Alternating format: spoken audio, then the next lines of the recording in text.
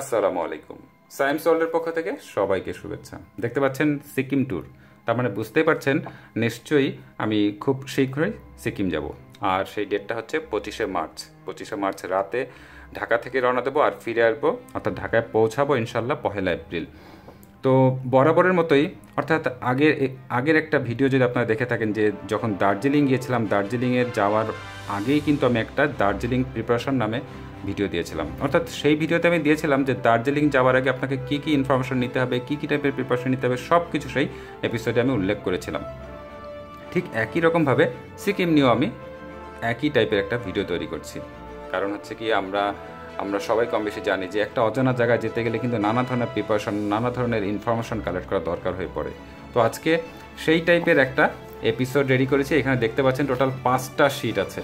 5টা শিটে আমি বিভিন্ন টপিক নিয়ে কথা বলবো।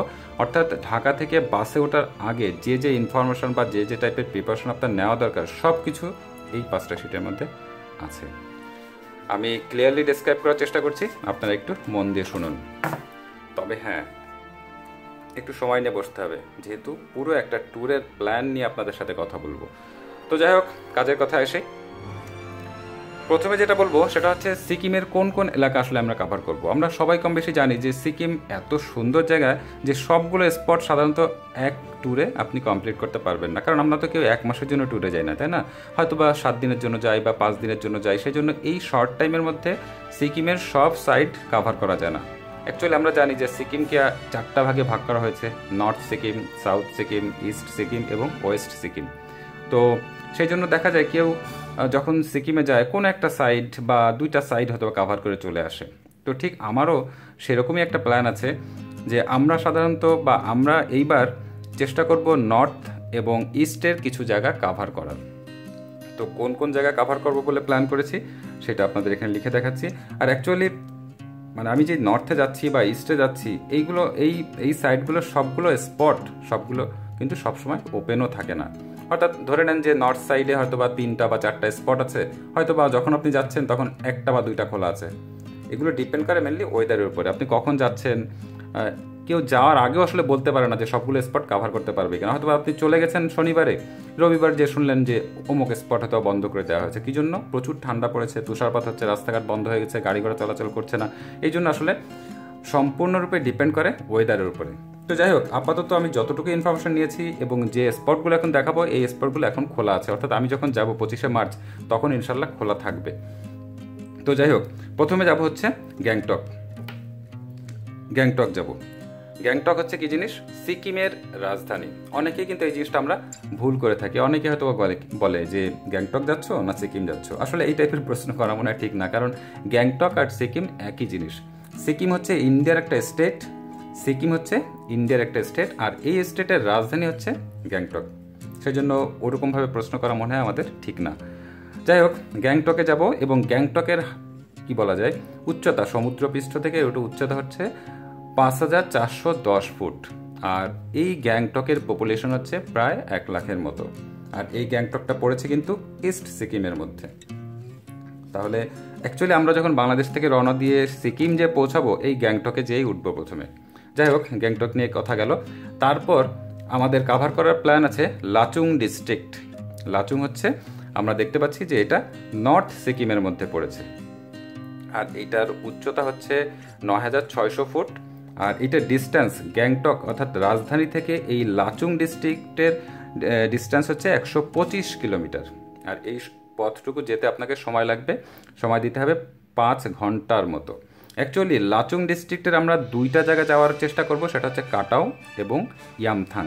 অ্যাকচুয়ালি ইয়ামথাং সম্পূর্ণ অর্থাৎ অন স্পটে আমরা যেতে পারবো না। ইয়ামথাং যাওয়ার কি বলা যায় পথের মানে বেশ কিছুটা পথ হয়তো যেতে পারবো, পুরো একদম মেইন স্পট পর্যন্ত যেতে পারবো না। কারণ যেটা শুনেছি যে এখন অলরেডি ইয়ামথাং ভ্যালি বন্ধ আছে, মানে ওয়েদারের কারণে। বুঝতে পারছেন, খুব ঠান্ডা হয়তো পড়েছে বা তুষারপাত হচ্ছে বা বরফ পড়ে আছে।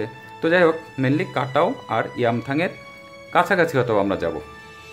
আর আরেকটা স্পটে আমাদের যাওয়ার প্ল্যান আছে, সেটা হচ্ছে ছাঙ্গু লেক। ছাঙ্গু লেক কিন্তু স্পেলিং বিভিন্নভাবে লেখা হয়ে থাকে, এইটা এবং এটা উচ্চারণ আমরা জানি না। যাই হোক, আমি লিখে দিয়েছি। ছাঙ্গু হচ্ছে একটা লেক। এই লেকের মানে খুব নাম করা একটা লেক। লেকের বৈশিষ্ট্য হচ্ছে লেকের চারিদিকে আপনার পাহাড় দিয়ে ঘেরা এবং সেই পাহাড়টা বরফে ঢাকা থাকে। এবং এই লেকের পানিও দেখা যায় পুরো শীতকাল জুড়ে আসলে বরফ হয়ে থাকে, মানে এত ঠান্ডা থাকে যে ঠান্ডায় বরফ, লেকের পানিটাও বরফ হয়ে যায়। তো এই যে ছাঙ্গু লেক, এটার হাইট হচ্ছে সমুদ্রপৃষ্ঠ থেকে এটার হাইট হচ্ছে 12,313 ফুট। আর এটার গ্যাংটক শহর থেকে এটা ডিস্টেন্স 40 কিলোমিটার। এই যে আমি একটু আগে যেটা বললাম যে শীতকালে আসলে এই লেকটা ম্যাক্সিমাম সময় দেখা যায় বরফ হয়ে আছে, বরফে তো পানি দেখা যাচ্ছে না, মানে লেকে পানি দেখা যাচ্ছে না, পুরোটাই বরফ হয়ে আছে।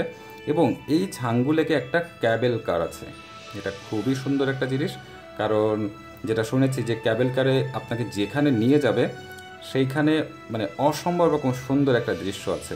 শুনেছি মেঘ আর বরফ ছাড়া সেখানে কিছুই দেখা যায় না। সেই জন্য আমাদের প্ল্যান আছে যে ক্যাবেল কারটা মিস করবো না আমরা, ছাঙ্গু লেকে যে এই ক্যাবেল কারটা অবশ্যই আমরা উঠবো।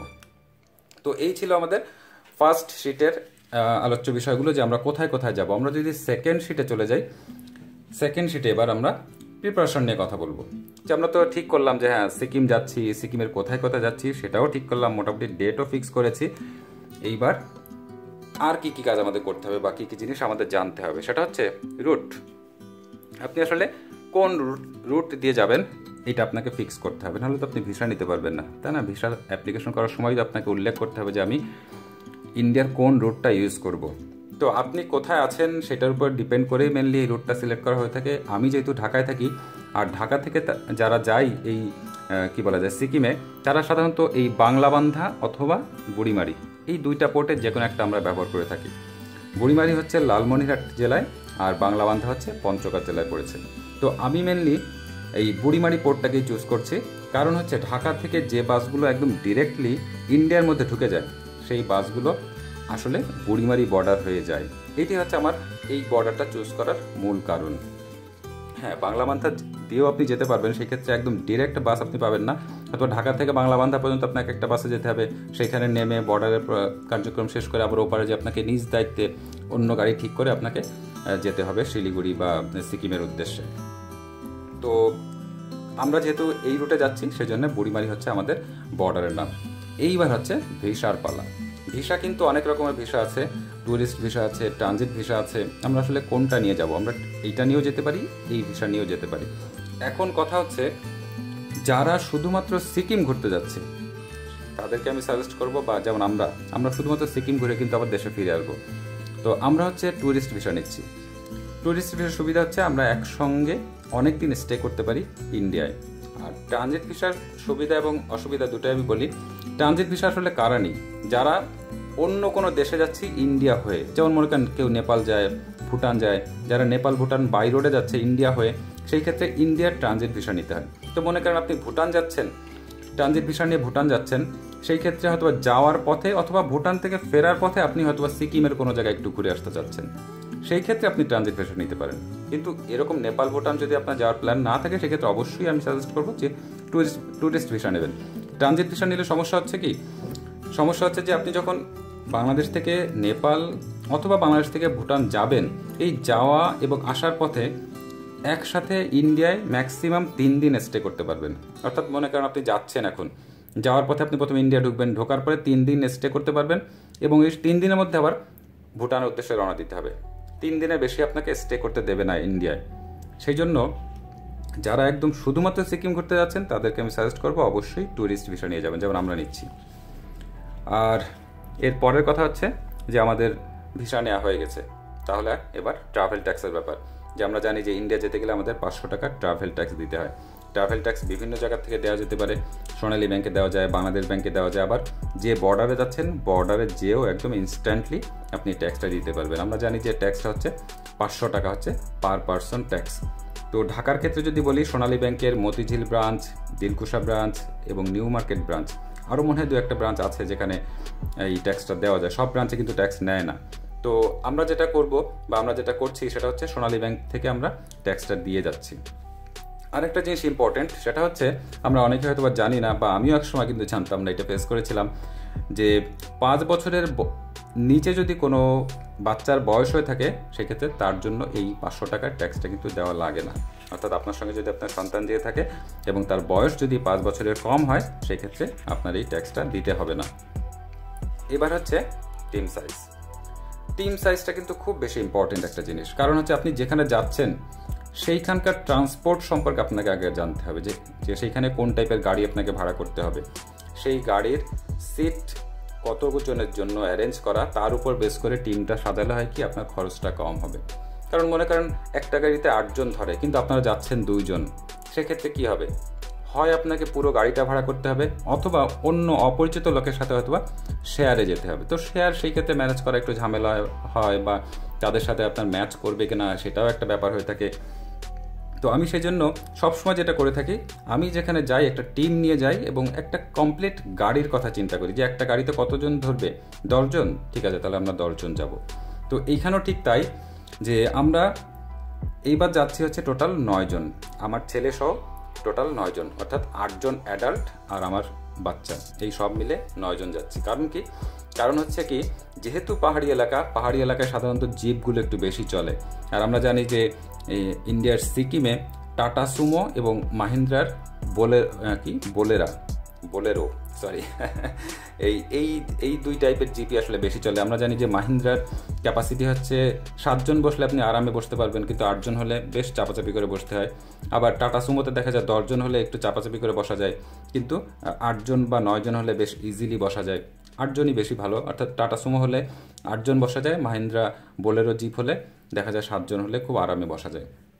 তো এই কথা চিন্তা করে আমরা আমাদের টিমটাকে সাজিয়েছি 8+1 হচ্ছে আমাদের ছেলে সহ, সেই জন্য অ্যাডাল্ট হচ্ছে 8। তো এটা আপনি সবসময় চেষ্টা করবেন যে একটা এরকম একটা টিম নিয়ে যেতে, যেখানেই যান না কেন, আপনি যেখানেই যাবেন একটা গাড়ির কথা চিন্তা করবেন, যে ওইখানে কোন টাইপের গাড়ি চলে প্রথমে খোঁজ নেবেন, সেই গাড়ির কথা চিন্তা করেই টিমটাকে সেট করবেন আপনি। এটা গেল আমাদের সেকেন্ড পেজের কথা। এইবার যদি থার্ড পেজে চলে আসি, হ্যাঁ আমাদের কিন্তু অনেক কিছু প্রিপারেশন, অনেক কিছু ইনফরমেশন নেওয়া হয়ে গেছে, আমরা কিন্তু স্টেপ বাই স্টেপ যাচ্ছি। আপনার কিন্তু ভিসা হয়ে গেছে, ট্রাভেল ট্যাক্স দেওয়া হয়ে গেছে, টিমও ফিক্স হয়ে গেছে। এইবার আপনাকে যেটা করতে হবে, বাসের টিকিট করতে হবে, কারণ আমরা জানি যে কতজন যাচ্ছি। টিকিটের বিষয়ে যদি বলি, যে ঢাকা থেকে আমরা যারা যাই বা আমরা যাচ্ছি, ঢাকা থেকে বিভিন্ন কি বলা যায় পরিবহনের বাস আছে। তো মেইনলি 2 টাইপের বাস আছে। 2 টাইপ বলতে আমি যেটা বোঝাতে যাচ্ছি, কিছু বাস আছে, কিছু বাস একদম ঢাকা থেকে ডিরেক্টলি ইন্ডিয়ায় চলে যায়। আমরা অ্যাকচুয়ালি ঢাকা থেকে বুড়িমারি বর্ডার হয়ে একদম ইন্ডিয়ার শিলিগুড়ি পর্যন্ত চলে যেতে পারবো, যদি আমরা শ্যামলী অথবা শ্যামলী এনআরএ টিকিট করি, এবং এটা হচ্ছে এসি গাড়ি। আর ভাড়ার কথা যদি বলি, শ্যামলীর ভাড়া হচ্ছে 1500 টাকা। এটাতে হচ্ছে 2:2 সিট, অর্থাৎ বাঁ দিকে 2 জন বসা যায় আর ডান দিকে 2 জন বসা যায়। আর শ্যামলী এনআরএর ভাড়া হচ্ছে 1600 টাকা, বাঁ দিকে 1 জন করে বসে আর ডান দিকে 2 জন করে বসে। এবং এই 2টা কোম্পানির বাসই একদম ঢাকা থেকে ডিরেক্টলি শিলিগুড়ি পর্যন্ত চলে যায়, অর্থাৎ ইন্ডিয়ার মধ্যে কিন্তু আপনি একবারে চলে যেতে পারছেন। এই বাসের ফ্যাসিলিটি এটা। আমরা মেনলি এই শ্যামলী এনআরই টিকিট কেটেছি অলরেডি। আর কেউ যদি এরকম বলে যে না আমি একদম শিলিগুড়ি পর্যন্ত ডিরেক্টলি যাব না, আমি বাংলাদেশের বর্ডার পর্যন্ত যাব, তারপরে আমি নিজ দায়িত্বে বর্ডার ক্রস করে ওপারে যেয়ে আমি অন্য গাড়িতে করে চলে যাব, সেই ক্ষেত্রে আপনি এসআরএ টিকিট কাটতে পারেন, পিঙ্কিতে টিকিট কাটতে পারেন, আরও বিভিন্ন টাইপের বাস আছে, আপনি তাদের ওইখানে টিকিট কাটতে পারেন। আর এই সব বাস আমি যেটা বললাম যে ঢাকা থেকে শুধুমাত্র বুড়িমারি পর্যন্ত যাবে। এই হচ্ছে বাসের কথা গেল। আপনি যে বাসে ইচ্ছা যেতে পারেন, কোনো সমস্যা নাই। একটা জিনিস মনে রাখবেন, আমি এখন এখানে আলাদাভাবে লিখেছি, সেটা হচ্ছে রিটার্ন টিকিট। আপনাকে কিন্তু বাংলাদেশে থাকা অবস্থায় ঠিক করা উচিত যে আমি কবে যাচ্ছি এবং কবে আসবো। এই 2টা ডেট যদি আপনি কনফার্ম করতে পারেন, তাহলে আপনি 2টা টিকিটই আপনি কেটে ফেলতে পারেন কিন্তু ঢাকার থেকে। তো আমাদের প্ল্যান আছে, আমি যেটা প্রথমে দেখেছি যে আমরা কিন্তু 1 এপ্রিল বাংলাদেশে অর্থাৎ ঢাকায় পৌঁছাবো। তাহলে আমাদের টিকিট নিশ্চয়ই আগের দিনের অর্থাৎ 31 মার্চের টিকিট কাটতে হবে, এবং আমরা অলরেডি টিকিট কেটেও ফেলেছি। টিকিটটা আগে ভাগে কাটার সুবিধা হচ্ছে কি, টিকিটটা আগে ভাগে কাটার সুবিধা হচ্ছে যে সাধারণত আমরা অনেকেই যেটা ভুল করি, যে আমরা ফেরার আগের দিন হয়তো টিকিট কাটতে যাই। টিকিটটা আগে কাটার সুবিধা হচ্ছে যে ভালো সিট এবং কনফার্ম বাস পাওয়ার আপনার নিশ্চয়তা পাবেন আপনি। কারণ হচ্ছে কি, অনেকে আমরা যেটা ভুল করি যে ঘুরি ফিরি হয়তো আসার একদিন আগে টিকিট কাটতে যাই, তখন হয়তো বাসের সিট আপনি পেতেও পারেন, বা পেলেও দেখা যাচ্ছে ভালো সিট অথবা পাচ্ছেন না। মানে অনিশ্চয়তার মধ্যে থাকার কি দরকার, যেহেতু একটা লং জার্নি। সেই জন্য আমি সাজেস্ট করি যে সবসময় রিটার্ন টিকিটটাও কেটে ফেলবেন একই সাথে। আমরাও সেইটাই করেছি। এটা গেল বাসের কথা। এইবার হচ্ছে হোটেল টিকিট তো কাটা হলো। এবার তাহলে আমরা সিকিমে যে কোথায় থাকবো। সিকিমে বিভিন্ন টাইপের হোটেল আছে। আপনি 1000 টাকার মধ্যেও টুকটাক হোটেল পাওয়া যায়, অ্যাকচুয়ালি 1000 থেকেই শুরু অনেকটা বলা যেতে পারে। 1000 প্লাস 1000 রুপির বেশি আপনি যদি দেন, রেন্টটা দেন, তাহলে মোটামুটি ক্যাটাগরি আপনি হোটেল পাবেন। খুব মানে হাইফাই না, মোটামুটি পরিষ্কার পরিচ্ছন্ন, আবার একটু নোংরাও থাকতে পারে। মানে 1000, 2000, 2500 মধ্যে মিড লেভেলের আপনি হোটেলগুলো পাবেন। আর যদি 3 স্টার লেভেল বা তার উপরে যেতে চান, সেক্ষেত্রে আপনাকে 3000 রুপির বেশি আপনাকে ইনভেস্ট করতে হবে, বা 3000 রুপির মতো ইনভেস্ট করতে হবে। আমরা যে হোটেলে বুকিং দিয়েছি সেটা হচ্ছে 3 স্টার ক্যাটাগরি একটা হোটেল, এবং তার পার নাইট ভাড়া হচ্ছে 3000 রুপি। আর আমরা সবাই যারা সিকিমে যাই, সবাই সাধারণত এমজি মার্গের আশেপাশে হোটেল নেওয়ার চেষ্টা করি। এমজি মার্গ অনেকটা বলা যেতে পারে একটা সেন্টার পয়েন্ট, যে আমরা যেখানে পৌঁছাবো, যে সিকিমের রাজধানী গ্যাংটকের এমজি মার্গ হচ্ছে আপনার মহাত্মা গান্ধী মার্গ। এটা একটা সেন্টার পয়েন্ট আপনি ধরতে পারেন। আমরা হোটেল যারা ঠিক করি সাধারণত এমজি মার্গের আশেপাশেই ঠিক করার চেষ্টা করি। সেক্ষেত্রে দেখা যায় 1/2 কিলোমিটার বা 1.5 কিলোমিটার বা 1 কিলোমিটার এরকম ডিস্টেন্স হলেও মোটামুটি হয়। সেই ক্ষেত্রে আপনি যখন হোটেল খুঁজবেন, আমি সবসময় সাজেস্ট করি যে হোটেলটা অনলাইন থেকে খুঁজে নেওয়াটাই বেটার। কারণ অনলাইনে গেলেই কিন্তু আপনি বুঝতে পারবেন, যেমন booking.com বা বিভিন্ন সাইট আছে যেখান থেকে আপনি হোটেল বুকিং দিতে পারেন। ওইখানে কিন্তু হোটেলের রেটিংগুলো দেখা যায়, যে কোনটা কোন কি বলা যায় পপুলারিটি বা কোন রেটিংয়ের হোটেল। ওইখান থেকে আপনি রেটিং দেখলে, গুড বা অ্যাভারেজ বা ভেরি গুড এরকম কিছু রেটিং দেখলেই বুঝতে পারবেন যে আসলে হোটেলটা কেমন। আর অ্যাকচুয়ালি আমি দেখেছি ওদের রেটিংটাই আসলে অনেকটা পারফেক্ট। তো সেই জন্য আপনি অনলাইন থেকে দেখে নিতে পারেন যে কোন হোটেলে থাকবেন। এইবার যদি আমি ড্রেসের কথা বলি, হ্যাঁ, ড্রেসটা কিন্তু খুব বেশি ইম্পর্টেন্ট একটা বিষয়। কারণ হচ্ছে আমরা খুব ঠান্ডার কিন্তু একটা জায়গায় যাচ্ছি। আমাদের দেশে তো শীত পড়ে, তাই বলে ওরকম কঠিন শীত তো আর পড়ে না, বা পড়লেও হয়তো 2-4 দিন পরে আবার নর্মাল হয়ে যায়। কিন্তু ওইখানে কিন্তু সারা বছরই মোটামুটি ভালোই শীত থাকে। আর যদি শীতকালে যান তাহলে তো কথাই নেই। তো সেই জন্য আপনি আসলে ডিসাইড করবেন যে কোন ওয়েদারে যাচ্ছেন, এইটা আগে প্রথমে আপনি জানেনই। তার উপর বেস করে অনলাইনে আপনি দেখতে পারেন যে এখন কীরকম টেম্পারেচার চলছে। সেই জন্য আপনি ওর উপর বেস করে আপনি ওয়েদারের কী বলা যায় ড্রেসের আপনি প্রিপারেশন নিতে পারেন। যেমন আমরা যে সিজনে যাচ্ছি এটা হচ্ছে শীতের অনেকটা শেষ টাইম বলা যেতে পারে। সেই জন্য খুব মানে হাই প্রিপারেশন আপনার না নিলেও চলবে।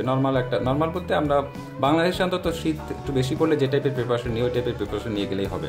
কিন্তু অবশ্যই হাত মোজা, তারপরে আপনার কান টুপি, তারপরে পায়ের মোজা, এগুলো খুব ভালোভাবে প্রিপারেশন নেবেন। কারণ আপনি জ্যাকেট পরেন আর যাই পরেন না কেন, আপনার হাত, কান, মুখ এগুলো কিন্তু ঠান্ডা হয়ে যায়। সেই জন্য প্রত্যেকের জন্য মাঙ্কি টুপি থাকলে খুবই ভালো। মাঙ্কি টুপি, তারপরে হাত মোজা, পা মোজা, এগুলো আপনি খুব ভালোভাবে প্রিপারেশন নেবেন। বিশেষ করে পা মোজা আপনি একটু মোটা টাইপের ডাবল পরতে হবে, এরকম কিন্তু প্রিপারেশন নিয়ে যাবেন। এটা খুবই কাজে দেবে কিন্তু। কারণ বরফের মধ্যে আমরা যখন নামি তখন দেখা যায় আমাদের প্লাস্টিকের বুট পরতে হয়। আর বুট তো পরার সময় আপনাকে একটা না 2-3টা মোজা যদি পরতে পারেন খুবই ভালো। আমার কথা শুনে এত হাসি লাগতে পারে, কিন্তু আসলেই এটা প্র্যাকটিক্যাল। যে আমরা জানি যে বরফের মধ্যে যদি একটা প্লাস্টিকের জুতা পরে যায়, সে কিন্তু ঠান্ডা রোধ করতে পারবে না, হয়তো পানি রোধ করতে পারবে, কিন্তু ঠান্ডা কিন্তু প্রচুর পরিমাণ ঢুকবে। আপনি হয়তো 5-10 মিনিট দাঁড়ানোর পরেই দেখবেন আর দাঁড়াতে পারছেন না। সেই জন্য ওই যে আমরা প্লাস্টিকের বুট পরবো, এটা কিন্তু এই যে আমি একটা কথা লিখে রেখেছি দেখেন, রেন্ট, আমি একটু পরে আসছি। প্লাস্টিকের বুট পরে যে আমরা বরফের মধ্যে নামবো, সেই ক্ষেত্রে আমাকে ওই সময় 2 থেকে 3টা মোজা পরতে হবে, তাহলে আপনি একটু কমফোর্ট ফিল করবেন। আর রেন্টের কথা আমি লিখেছি এই কারণে যে যেহেতু শীতের দেশ এবং যেহেতু একটা ট্যুরিস্ট এরিয়া, সেই জন্য ওইখানে কিন্তু এই ড্রেসগুলো রেন্ট পাওয়া যায়। এই যে জ্যাকেট বলেন, প্লাস্টিকের বুট, হাত মোজা, সব কিছু আপনি মোটামুটি রেন্ট পাবেন। তার মানে কি, আপনাকে যদি বাংলাদেশ থেকে খুব ভালো প্রিপারেশন নাও নিয়ে যান, ওইখানে যে আপনি রেন্ট করেও চালাতে পারবেন। কিন্তু অ্যাকচুয়ালি রেন্ট করে তো কমপ্লিট ট্যুরটা আপনি মানে পাবেন না সুবিধা। যেমন মনে করেন আপনি 7 দিনের ট্যুরে যদি যান, 7 দিনের জন্য তো আর রেন্ট করতে পারবেন না। দেখা যায় যে একটা স্পটের যে যখন আপনি গাড়িতে নামবেন, ওই গাড়িতে নামার সাথে সাথে আপনি দেখবেন যে এইসব জিনিসপত্র ভাড়া পাওয়া যাচ্ছে, এবং ওই স্পটটা ঘুরে আবার ওইখানে জমা দিয়ে কিন্তু আপনাকে ফিরে আসতে হবে। তার মানে কি, শুধুমাত্র স্পটগুলোর জন্য আপনার ওয়েদারের সাপোর্ট দিচ্ছে এই যে বিভিন্ন ড্রেস রেন্ট করে পাওয়া যাচ্ছে, কিন্তু পুরো ট্যুরে আপনার স্টে করার জন্য আপনার কিন্তু নিজস্ব ড্রেস থাকতে হবে। আর ওই যে আপনি অন স্পটে যে ড্রেসগুলো পাবেন, সেগুলো কিন্তু অ্যাভারেজে 50 রুপি করে ভাড়া নেয়। অর্থাৎ একটা জ্যাকেট 50 রুপি নেবে, একটা মোজা 50 রুপি নেবে, এরকম একটা বুট 50 রুপি নেবে, এরকম। এটা গেলো ড্রেসের কথা। মেডিসিন, এটা তো আমি বরাবর প্রতিটা এপিসোডেই বলার চেষ্টা করি, অর্থাৎ প্রিপারেশন এপিসোডগুলোতে, যে হ্যাঁ, কিছু বেসিক মেডিসিন কিন্তু সাথে রাখার দরকার।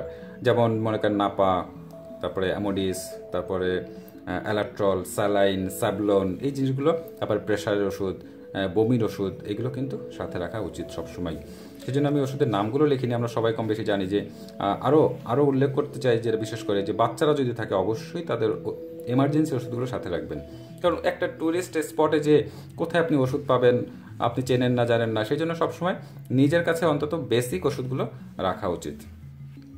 আর নাইট স্টে কথা যদি বলি, আমাদের এই ট্যুরের টোটাল নাইট হচ্ছে 7, অর্থাৎ আসা যাওয়া মিলে 7 নাইট, কিন্তু আমরা অ্যাকচুয়ালি সিকিমে হোটেলে স্টে করব 5 নাইটস। এটা গেল আমার 3 নম্বর পেজ। এইবার আমরা যদি 4 নম্বর পেজে চলে আসি, বাহ, এই পেজটা দেখতে কিন্তু খুব ভালো লাগছে।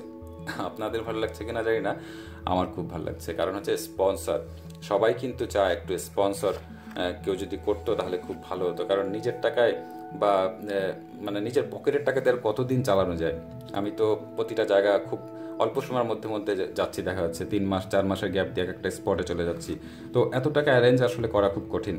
তো যাই হোক, আলহামদুলিল্লাহ আমার এই সিকিম ট্যুরে দুইটা প্রতিষ্ঠান যৌথভাবে স্পন্সর করেছে। তার মধ্যে একটা হচ্ছে BCMC college of engineering and technology. এই কলেজটা খুবই নামকরা একটা কলেজ, বাংলাদেশের যশোরে এই কলেজটা, এবং এই কলেজে প্রায় 3000-এর মতো স্টুডেন্ট আছে। এখানে 2 টাইপের কোর্স করানো হয়ে থাকে, বিএসসি ইঞ্জিনিয়ারিং এবং ডিপ্লোমা ইঞ্জিনিয়ারিং। বিএসসি ইঞ্জিনিয়ারিং 6টা সাবজেক্টের উপর আপনি এই কোর্সটা করতে পারবেন, অর্থাৎ 6টা সাবজেক্ট চালু আছে এখানে। আর ডিপ্লোমা ইঞ্জিনিয়ারিং আছে 13টা সাবজেক্ট। খুবই নামকরা একটা কলেজ এবং বেশ পুরনো, যদিও প্রাইভেট কলেজটা। আপনারা দেখে আসতে পারেন, আমার এই ভিডিওর ডেসক্রিপশন সেকশনে এই কলেজের ওয়েব অ্যাড্রেস এবং ফেসবুক অ্যাড্রেস দেওয়া থাকবে, আপনারা চাইলে ঘুরে আসতে পারেন। আর আরেকটা প্রতিষ্ঠান যারা স্পন্সর করছে তারা হচ্ছে সিকিমের গ্যাংটকে একটা 3 স্টার হোটেল আছে, যেটার নাম হচ্ছে ইয়াংথাং হেরিটেজ। অ্যাকচুয়ালি আমরা এই হোটেলে যেয়ে উঠবো, যেহেতু স্পন্সর করেছে আমরা ওই হোটেলে যেয়ে ইনশাল্লাহ উঠবো। তো এই 2টা প্রতিষ্ঠান আমার এই সিকিম ট্যুরকে স্পন্সর করেছে। খুবই ভালো লেগেছে, আপনারা দোয়া করবেন আমি যেন প্রতিটা ট্যুরে এরকম ভালো ভালো স্পন্সর পাই। এটা ছিল আমার 4th পেজ, এবং এটা হচ্ছে আমাদের লাস্ট পেজ। 5 নম্বর পেজে আমরা চলে আসছি। এইখানে আর কিছু ইনফরমেশন আমি অ্যাড করব, সেটা হচ্ছে ডকুমেন্ট। আপনি যে সিকিমে যাবেন কিছু ডকুমেন্ট আপনি নিয়ে যাবেন। কারণ হচ্ছে কি, সিকিম যেহেতু একটা রেস্ট্রিক্টেড এরিয়া, সিকিমের ভিতরে যাওয়ার পরও বিভিন্ন জায়গার পারমিশন নিতে হবে আপনাকে নিতে হবে না, অ্যাকচুয়ালি আপনি যে ট্যুর এজেন্ট ঠিক করবেন তারাই পারমিশনটা নিয়ে নেবে, কিন্তু ডকুমেন্টগুলো আপনাকে প্রোভাইড করতে হবে।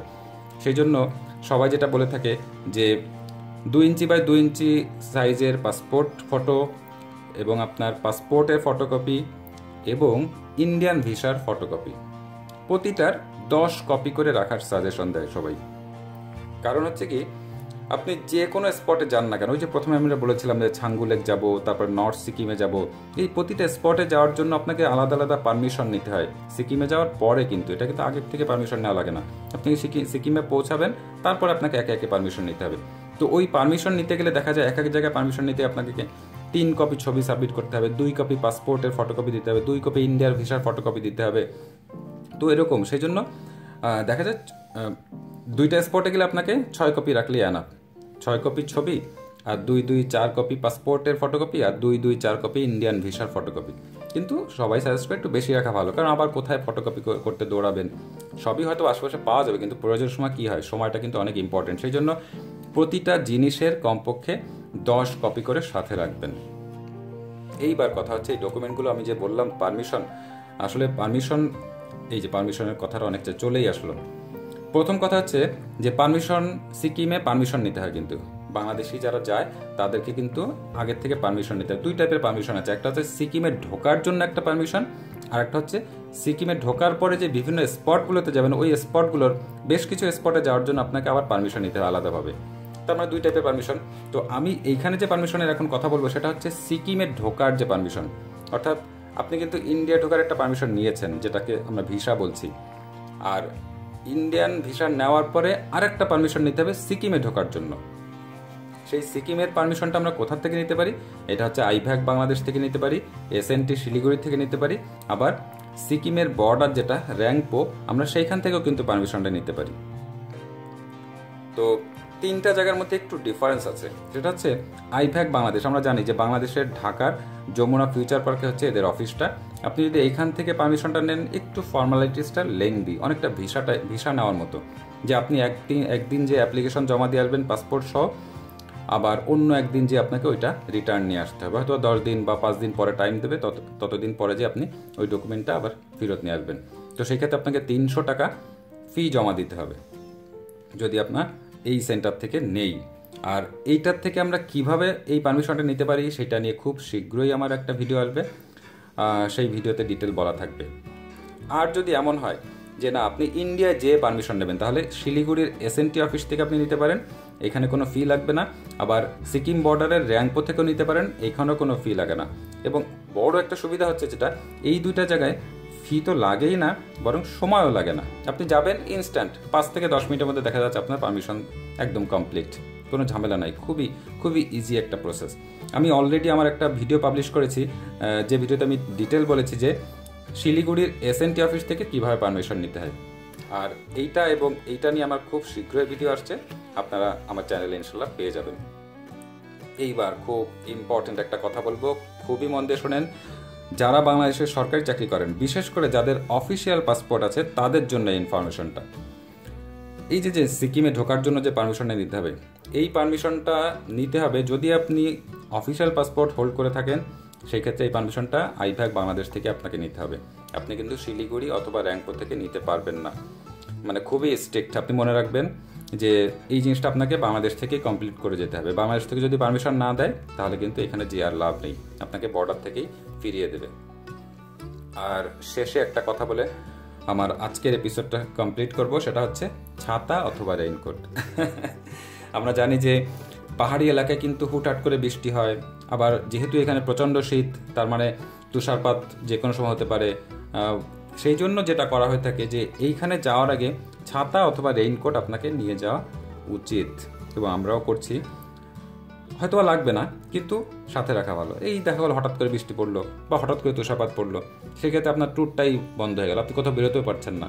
সেই জন্য এই দুটা জিনিস যে কোনো একটা আপনার সাথে রাখাটা ভালো।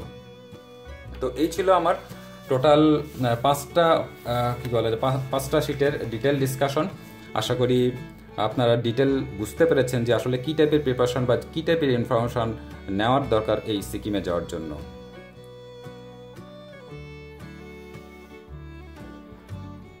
সিকিম থেকে ঘুরে আসার পরে আমার সিকিম নিয়ে ডিটেল ভিডিও থাকবে, আমি কোথায় কোথায় যাচ্ছি, কোথায় ঘুরবো, সব কিছু নিয়ে ডিটেল থাকবে। ততক্ষণ আমাদের সাথেই থাকুন। আসসালামু আলাইকুম।